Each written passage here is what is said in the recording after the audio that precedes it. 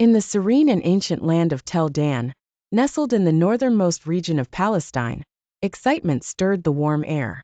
Archaeologists from across the globe gathered here, intrigued by the promise of the historic unveiling of the Tel Dan Stella.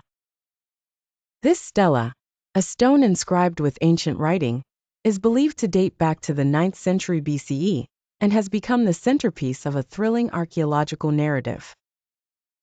Dr. Eliana Shapiro, a passionate historian renowned for her meticulous research on ancient Near Eastern cultures, stood at the forefront of the eager crowd.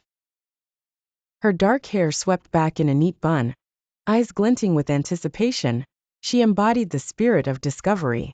Dr. Shapiro had dedicated the last decade of her life deciphering scripts from similar excavations, and was excited about what this stela could reveal. Beside her stood Professor Michael Carter, a jovial figure with an infectious laugh and a depth of knowledge that spanned countless ancient languages and cultures. He had mentored Dr. Shapiro, and the pride in his eyes was unmistakable as he stood witness to another chapter of history about to be unveiled. The scene was set in the picturesque Tel Dan National Park, verdant with the lush green of its ancient oaks and the soothing sound of the Dan River flowing nearby.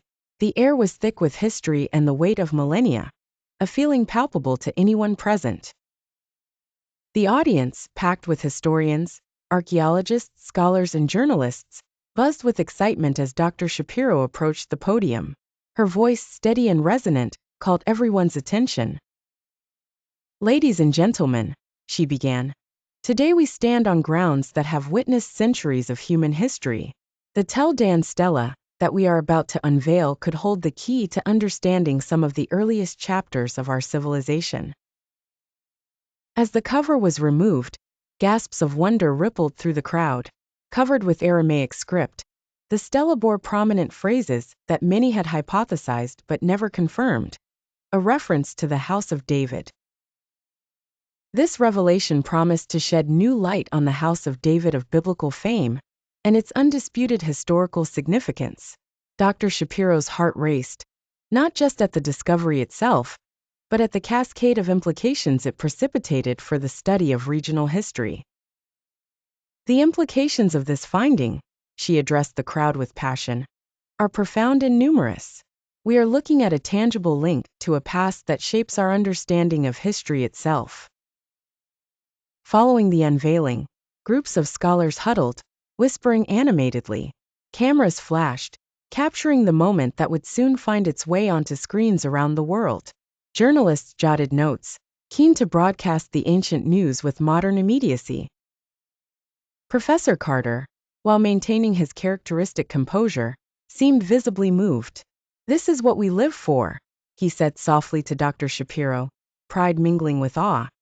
"These discoveries are not just about finding relics, they are about connecting threads across time.